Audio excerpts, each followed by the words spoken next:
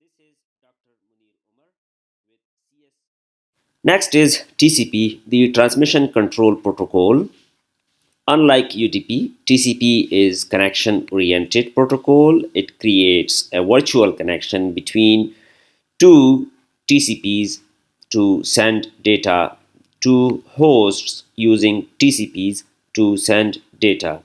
In addition, TCP uses flow and error control mechanisms at the transport level. So, the TCP, the Transmission Control Protocol, provides reliable in-order delivery of segments. Because this protocol is connection oriented, therefore the transmission is reliable and all the segments are sent in order because these segments are given some numbers known as sequence number. TCP includes connection setup, that is a three-way handshake, then flow control and congestion control. These are some features about TCP. The first one is it is used for point-to-point connections, one sender and one receiver, for full duplex data because the data flow would be in bidirectional. So for TCP, full duplex connection is essential. Then it is reliable with no message boundaries between bytes. Pipeline transmission, multiple segments are sent at the same time. Maximum segments sent simultaneously. TCP congestion flow control window size. Then it is connection oriented because it uses handshaking. Handshaking occurs between the sender receiver before data exchange. And lastly, it uses flow control. The sender will not overwhelm receiver's buffer. So these are the main points about TCP. The byte of data being transferred in each connection are numbered by TCP. The numbering start with a randomly generated number. These are actually sequence number used by TCP to order the segments. Here we have an example showing the sequence number for each segment. We have 5 segments. So for each segment we have a range of sequence numbers. So for first segment we are starting with 10,000, then for second we are starting with 11,000 and so on. For each segment we have a range from 10,000 to 11,000, then from segment 2 from 11,000 to 12,000 and so on. The value of sequence number field of a segment defines the number of the first data byte contained in that segment. So here this number identifies the number of first data byte contained in that segment. The format of the TCP segment can be shown as here we have the source port address. It identifies the originating application. Then destination port address, it identifies the destination application on the destination host. Then we have sequence number, which identifies the first octet in the segment. After that we have acknowledgement. Acknowledgement is the sequence number of the next expected octet if acknowledgement flag is set. After that we have length, which is of 4 bits. It shows the length of TCP header. Then we have some flags. We are discussing this in the coming slide. The window size, number of octets from acknowledge that sender will accept.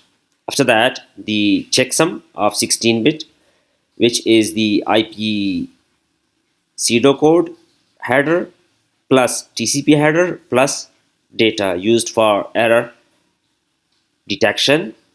After that, we have urgent pointer, which is the pointer to the end of urgent data, and at the end we have options and padding. These are used for special TCP options such as MMS, max segment size, and window scale, and padding is used for adjusting the size of blocks by adding some additional bits. So these are the flags. These flags. The first one is urgent pointer. Second one is acknowledgement. Third one is request for push. Then we have reset the connection. Then synchronize sequence number. And the last one is terminate the connection. So these flags are used by the TCP segment. It identifies the type of the TCP segment. The urgent flag is used to show that urgent point field is valid. The acknowledgement ACK shows that the acknowledgement field is valid. PSH is used to push the data. Reset is used, RST, this is used to reset a connection which is already established. SYN, the synchronize, is used to synchronize the sequence number during connection. And the last one, FIN, is used to terminate an already established connection. In the beginning, while establishing a connection, the client sends a request to the server, or one host, the sending host, sends a request to the receiving host.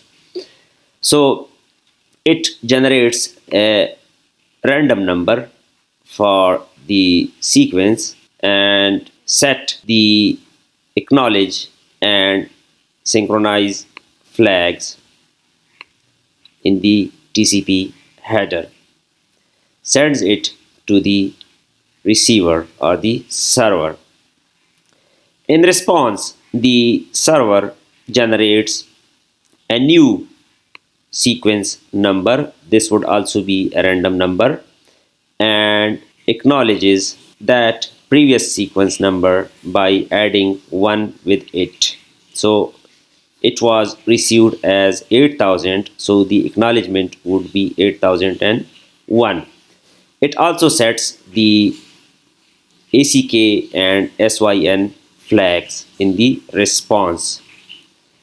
When the client receives this response, it responds to the acknowledge number generated by the server, which was 15,000 in the sequence, which has 15,000 as the sequence number. So here it gives 15,001 as an acknowledgement for this sequence number, and also uses its own sequence number to let the server know that this packet is received from the same client.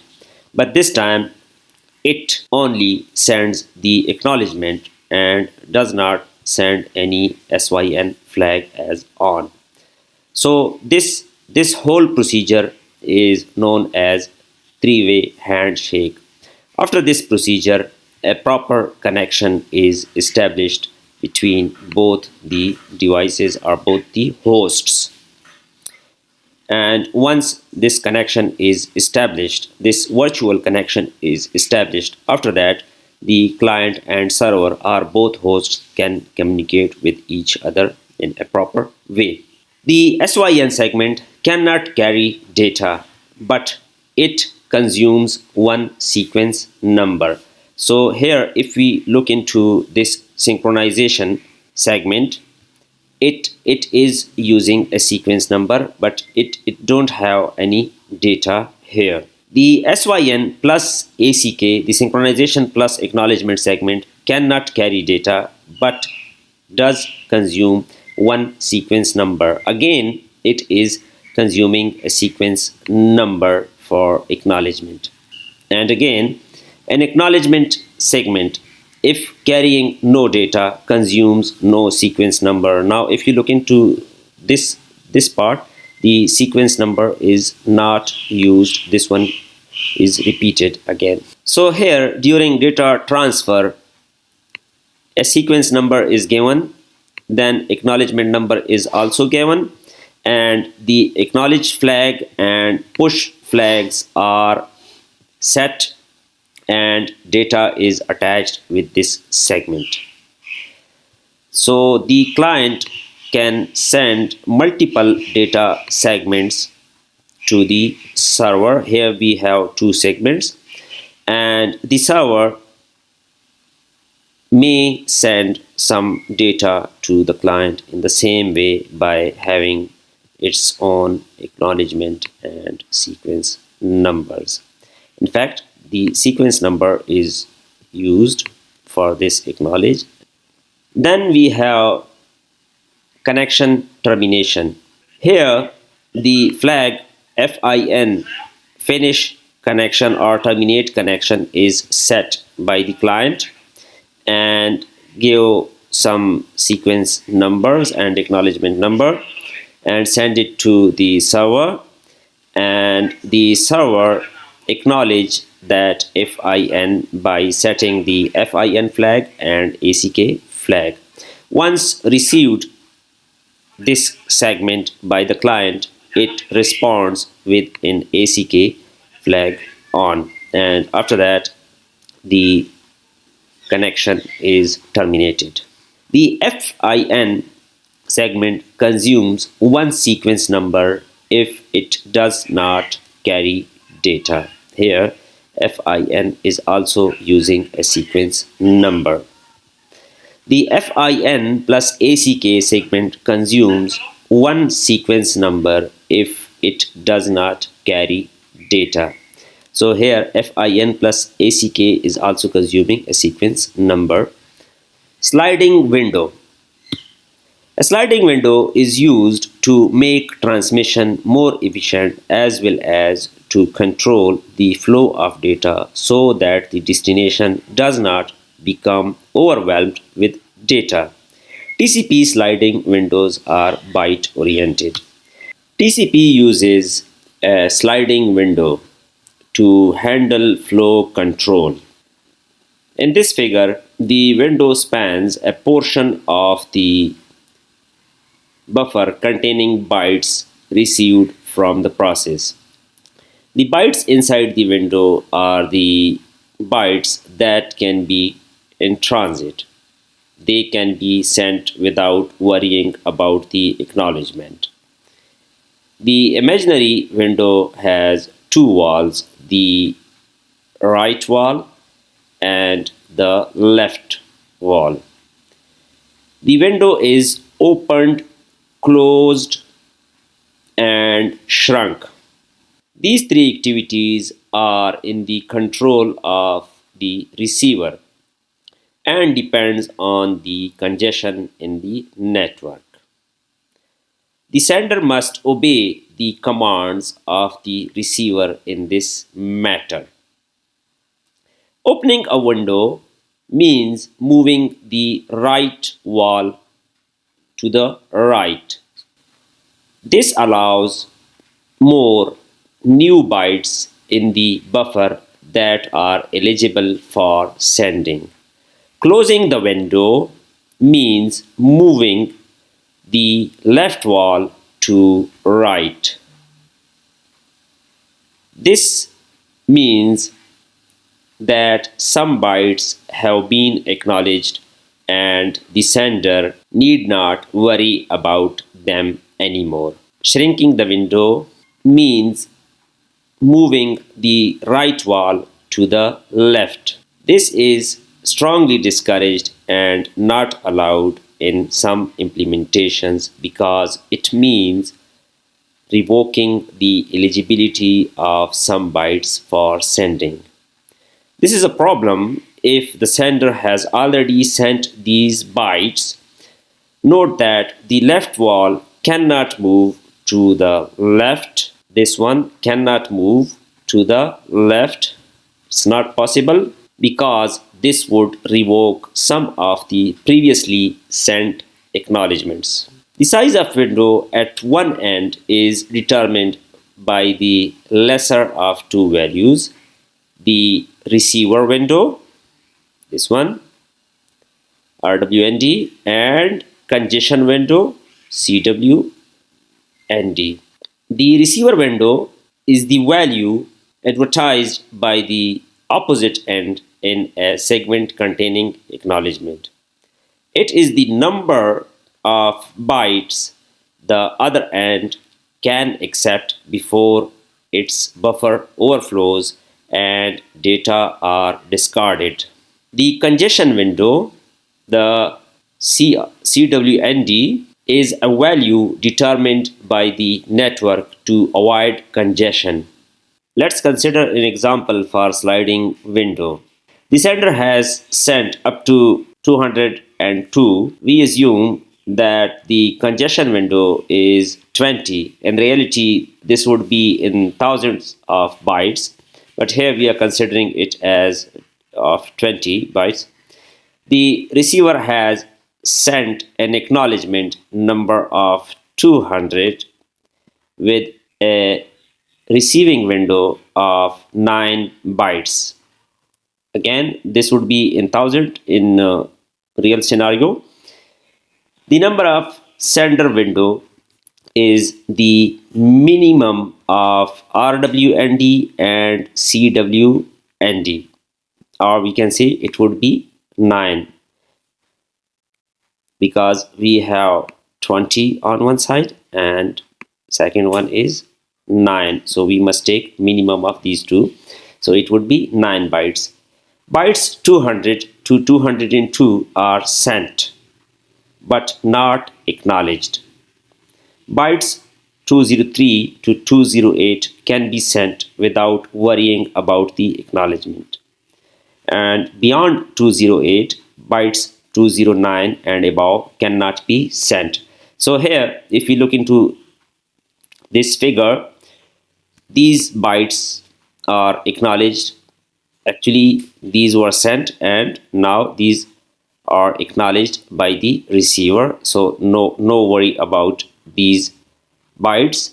Then here, these bytes are sent, but these are not acknowledged. And we have a space to send these bytes immediately. But beyond 208, we cannot send more bytes until the window opens. We have some key points about TCP sliding windows. Number one, the size of window is the lesser of receiver window and congestion window. So we must take the lesser value from these two. The source does not have to send a full window's worth of data. Actually, the source is dependent on the receiver. The window can be opened or closed by the receiver but should not be shrunk. So here the left side and right side, this space should not be shrunk by the receiver.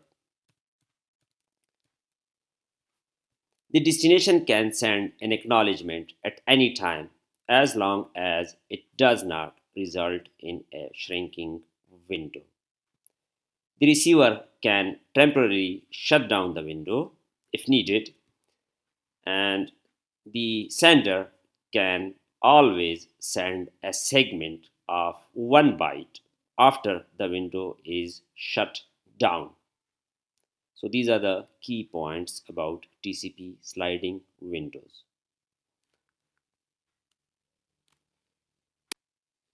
The last point is checksum calculation. Check, checksum is calculated at transport layer both for UDP and TCP. For UDP, it is optional, and here in the TCP segment, we can see that it has 16 bits, as well as for UDP it has 16 bits. So we add this checksum at transport layer for TCP and UDP. Checksum is used to check the corruption in data. This is used for checking errors if occurred in the received data. The sender calculates a short value known as checksum and sends it with the data. On the other side, the receiver also calculates the checksum. The receiver takes the sum of the received data with received checksum, and if the receiver at the end gets ones for the entire result, then there would be no error, else there would be some sort of error in the data, and we will say that the received data is corrupted. Imagine we have a UDP segment or a TCP packet. The first thing that we do is to divide and slice up it up to 16-bit pieces. So here, let's say we have 48 bits, so we must divide it into 3 parts, each having 16 bits. Now these are 48 bits, 16 plus 16 plus 16, and the sender needs to send this data. So what will happen? The sender will add these 3 blocks of 16-bit each by using binary addition, and below the sender will get 16-bit of data for this binary addition. After that, the calculated bits are considered, and one's complement for the calculated sum is calculated. One's complement for these bits is calculated. So this calculated one's complement is actually our checksum. We need to basically send our data, so this is the foremost thing for us, which we divided into blocks of 16 bits. And with this data, we also have a checksum which we calculated by taking the sum of these three blocks of 16 bits each, and then took the one's complement of the summation. The main thing to understand is the receiver will get the data as well as the checksum. So here we have 3 blocks, 48 bits, and the receiver will get these 48 bits plus 16 bits checksum. So the receiver will get 64 bits. These 3 blocks of data plus this checksum will be received by the receiver. The receiver will simply add all the above 4 blocks. All these blocks will be added. Data as well as checksum are added together. So if we add all these, we will get these 16 bits. All the fields will be ones. In case if there is no corruption in the bits, then the receiver will get all the 16 bits as ones. And if there is even a single zero in these 16 bits, then it would be assumed that there is an error induced during the data transmission. Let's consider a proper example for UDP checksum calculation. We are going to send this data, which is testing. So we have 1, 2, 3, 4, 5, 6, 7. 7 characters. One character needs 8 bits. So as earlier we saw that for checksum we need these blocks of 16 bits. So what will we do? We will add 8 zeros with this data to make a complete block of 16 bits. So we will have block 1, then block 2, block 3, and this one would be block 4. Adding this block of 0 or adding these 8 bits is known as padding. UDP checksum calculation includes 3 sections. This one, the pseudo header, then UDP header, and data. The pseudo header is the part of the header of the IP packet in which the user datagram is to be encapsulated with some fields filled with zeros. If the checksum does not include a pseudo header, a user datagram may arrive safe and sound. But if the IP header is corrupted, if we get some corruption in these addresses, let's say, it may be delivered to wrong host. The protocol field is added to ensure that the data packet belongs to UDP and not to TCP. So for this IP address, we need 4 bytes, means 2 blocks of 16 bits. So we are taking these 2 octets, 153.18, 16 bits, and 8 bits and 8 bits, then 8.105. Here we have 16 bits. Then for destination address, we have 16 plus 16 bits. Then we have the protocol and length. So for here we have 16 plus 16.